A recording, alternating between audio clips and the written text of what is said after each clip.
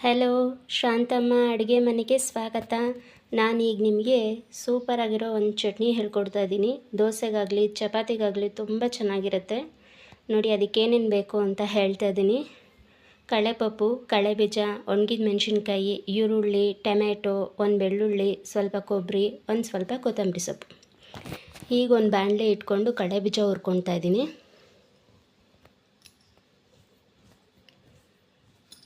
ಅದ್ರ ಜೊತೆಗೆ ಈಗ ಈರುಳ್ಳಿ, ಬೆಳ್ಳುಳ್ಳಿ, ಟೊಮ್ಯಾಟೊ, ಕೊಬ್ಬರಿ ಎಲ್ಲನೂ ಹಾಕ್ಕೊಂಡು ಸ್ವಲ್ಪ ಎಣ್ಣೆ ಹಾಕ್ಕೋಬೇಕಾಗತ್ತೆ.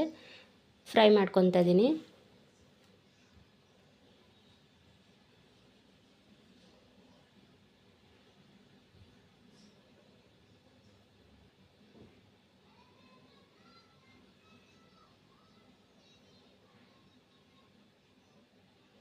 ನೋಡಿ ಎಣ್ಣೆ 2 ಸ್ಪೂನ್ ಹಾಕ್ಕೊಂಡೆ.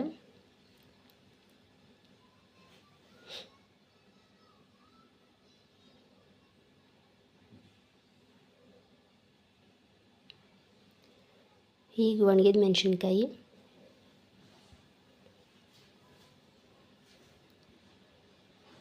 ಕಡಲೆಪಪ್ಪು, ಉಪ್ಪು,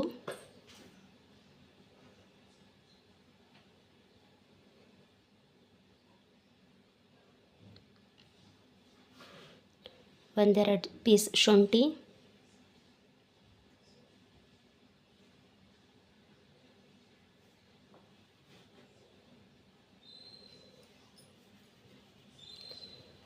ಈಗ ತೊಳೆದಿರೋ ಕೊತ್ತಂಬರಿ ಸೊಪ್ಪು ಸ್ವಲ್ಪ ಎಲ್ಲ ಹಾಕಿ ಚೆನ್ನಾಗಿ ಫ್ರೈ ಮಾಡಿ ಇದು ಸ್ವಲ್ಪ ತಣ್ಣಗಾಗಕ್ಕೆ ಬಿಡಬೇಕು. ತಣ್ಣಗಾದಮೇಲೆ ಇದನ್ನು ಮಿಕ್ಸಿ ಮಾಡ್ಕೋಬೇಕು. ಈಗ ಅಷ್ಟೊತ್ತಿಗೆ ದೋಸೆ ಹಿಟ್ಟು ರೆಡಿ ಮಾಡ್ಕೊಳ್ಳೋಣ. ನೋಡಿ ದೋಸೆ ಹಿಟ್ಟಿಗೆ ನಾನು ಕ್ಯಾರೆಟು, ಈರುಳ್ಳಿ, ಹಸಿಮೆಣಸಿನ್ಕಾಯಿ, ಕೊತ್ತಂಬರಿ ಎಲ್ಲ ರೆಡಿ ಮಾಡಿ ಇಟ್ಕೊಂಡಿದ್ದೀನಿ. ಇದನ್ನೀಗ ದೋಸೆ ಹಿಟ್ಟಿಗೆ ಹಾಕಿ ಮಿಕ್ಸ್ ಮಾಡ್ತಾಯಿದ್ದೀನಿ. ಮಿಕ್ಸ್ ಆಗಿದೆ. ಸ್ಟವ್ ಅಂಟಿಸಿ ಹೆಂಚು ಕಾಯಕ್ಕೆ ಇಟ್ಕೊಂಡಿದ್ದೀನಿ.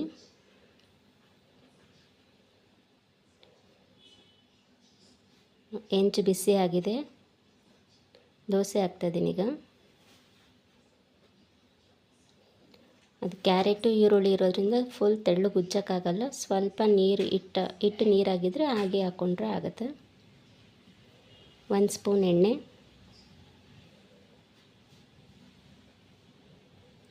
ಈಗ ಇದು ಬೇಯೋಷ್ಟೊತ್ತಿಗೆ ತಣ್ಣಗಾಗಿರೋ ಹುರ್ಕೊಂಡಿರೋ ಮಸಾಲೆನ ನಾವು ಇವಾಗ ಚಟ್ನಿಗೆ ಮಿಕ್ಸಿಗೆ ಹಾಕ್ಕೊಳ್ಳೋಣ.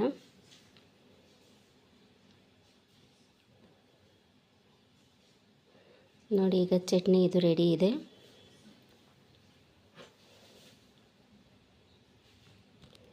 ಈ ಕಡೆ ದೋಸೆನೂ ಬಂದಿದೆ. ಇದನ್ನು ಮತ್ತೆ ತಿರುವಾಕೋಣ. ನಾನು ಮಾಡ್ತಾರೋ ಈ ವಿಡಿಯೋ ನಿಮಗೆಲ್ಲ ಇಷ್ಟ ಆಗಿದ್ದರೆ ಲೈಕ್ ಮಾಡಿ, ಸಬ್ಸ್ಕ್ರೈಬ್ ಮಾಡಿ. ಈ ಥರ ಚಟ್ನಿ ನಿಮ್ಮ ಮನೆಯಲ್ಲೂ ಮಾಡಿದರೆ ಕಾಮೆಂಟಲ್ಲಿ ತಿಳಿಸಿ. ಇಲ್ಲ ಈ ಥರ ಚಟ್ನಿಗೆ ಇನ್ನೊಂದು ಸ್ವಲ್ಪ ನೀವೇನೇನು ಹಾಕ್ತೀರಾ ಅಂತ ಹೇಳಿ. ಒಂದು ಸಲ ಚಟ್ನಿ ಟ್ರೈ ಮಾಡಿ, ತುಂಬ ಚೆನ್ನಾಗಿರುತ್ತೆ.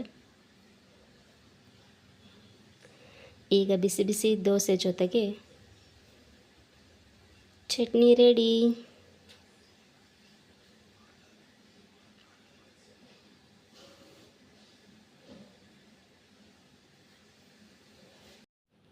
Thank you for watching.